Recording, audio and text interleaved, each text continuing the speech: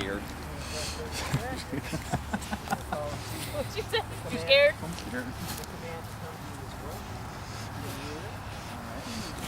So when we start, and again, he's on a long line because we've done enough distraction work for this guy today as far as being, you know, and when we do like the whole free willy walk, this is how we're doing it on a long line, and we just go. It basically is just, you know, you and your dog communing with nature and rewarding him for being appropriate. This is the life goal that we want for our dogs, to be at large without leashes and collars and what have you.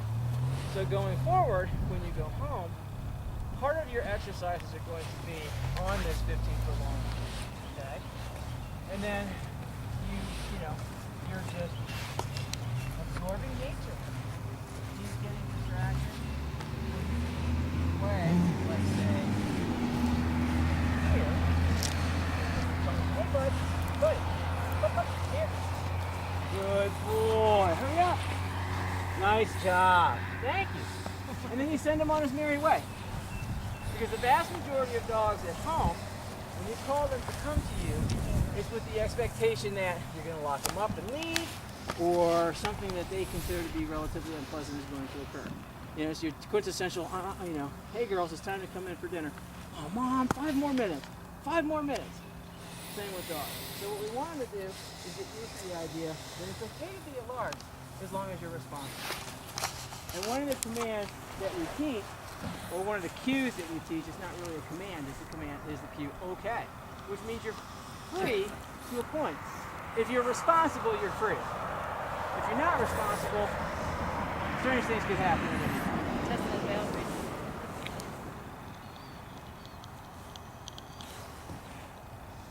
He's usually out here with someone, so he's kind of like, Testing the boundaries. why am I out here all by myself? Okay, bud. Hey.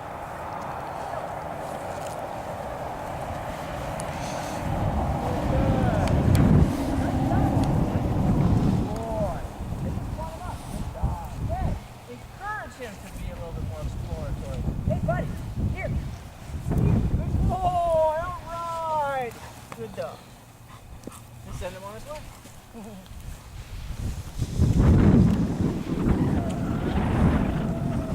Down there. It bisects the property. One comes in this way from, I don't know if it's I think it's Big Pike Creek. And the one over there is from the lake, the small lake across the road. Buddy, come here. Here. Good boy. And again, don't accommodate him. You pull away from him and make him come to you. Here, call him out of there. Buddy, here. Use your collar if you have to. Out. Here. Here. Get on him. Use the big Here. mom voice. Buddy. Get on him. Let's go. Get on him. If you're calling him to come to you and he's blowing you off, what's the lesson he's learning? I don't have to do what you say. You don't need to go all the way to the dog. All you need to do is go to the end of the leash. Good boy. Yeah, don't hesitate. Don't wait. Do you wait for your kids? No. Why are you waiting for your dog? He doesn't get to make those choices. Now, come on. Buddy, come. Here. Back Here. away. Sit. Sit. Sit. You don't keep tapping. No. Off. See, and that's why I said it's really important for him, because he is all about the physical contact. That's a big payoff. I just good dog him from up here. I don't have to put my hands on a dog every time it does something right. Good dog is sufficient. You want to have the big party? Have the big party. But when you're done, use that as an excuse to put your hands on him when the work is over. Make sense? Yeah. But hey, here, come here. Come into here. Quick. Hurry. Good boy. Sit. Good. Leave it. Very nice. Very nice. See that? It's all about the calm. As soon as you go, wah! Okay, up you go. I got nothing. I got bupkis. And what's absent? What have we not done with this dog this entire hour? No treats. Treats. No treats. The egg is all about Buddy, the here. Here. Enthusiasm. Come on. Get excited. Now stop him. Sit. Stop. You didn't Sit. see me bending over, did you? Don't do that. Hands in my pockets. Now just tell him, good dog. Good job. Okay, Let's go. let's go. Good dog. All right.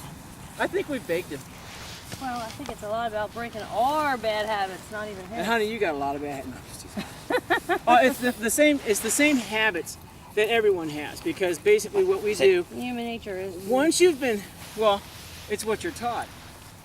And the thing is, though, is once you actually start working with this way, and you start resisting that urge to just crank on him, it actually becomes a very intuitive process. You're helping the dog to cooperate with you. You're not punishing him for his failure to understand you. Right. So what we do is and I say this a lot, everything I've ever written, every speech I've ever given is all concentric around 3 basic principles, okay? And basically what you have to do is you have to provide options for the dog. Do it right or do it wrong. But what you want to do is control the decision the dog makes. Do it right. That way you can control the outcome of that act.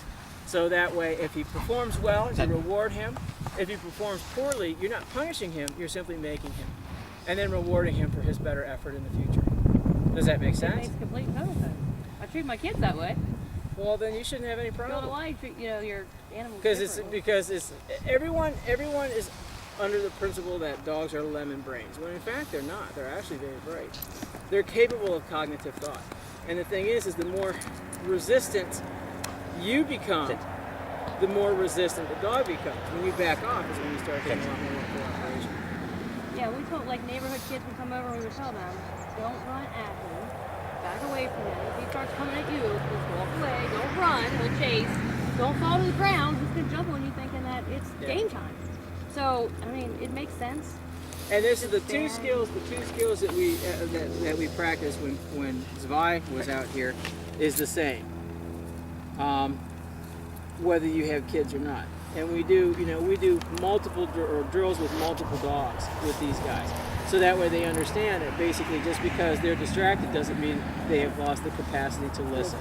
And the stimulation levels are relatively high, not because it's about beating up on the dog, but because they're so aroused you can't break through the buzzing in the brain.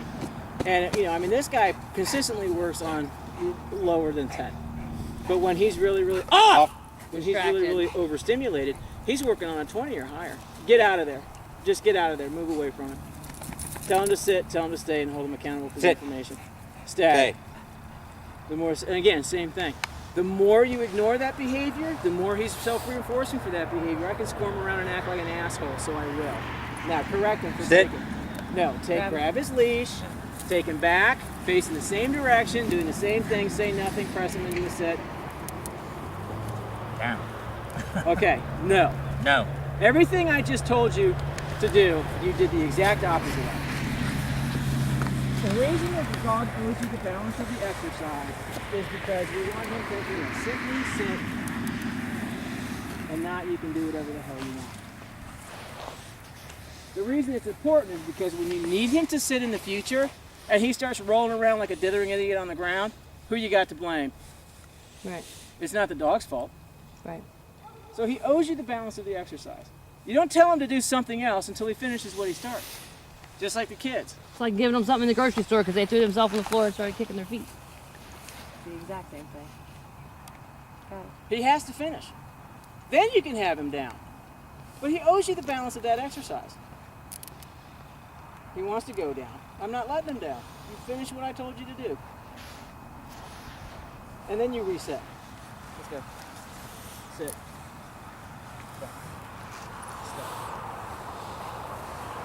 And when he starts doing that, prevent it. Because there's nothing in the world worse than a bootlicker. Crotch. Huh? The crotch difference. Same shit. Okay? Really. Because No, I don't want labs are that those slithering dogs. around on the Labs are ground. those dogs. You have your 85-year-old grandmother coming over and he's knocking her over by writhing around like a snake at her feet. Or the kids. Same thing. Not permitted.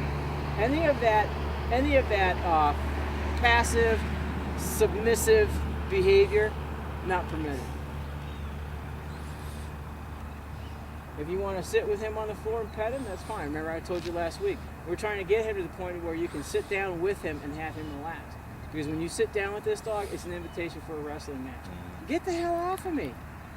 You know, especially with the girls, they're what? One weighs what, about 45 pounds, the other one's maybe 50 something? Okay, he outweighs them. You sit and you stay. I sit here with my family. Ow, leave it. I sit here with my family, you sit there calmly. And that groveling, pawing. Get your feet off.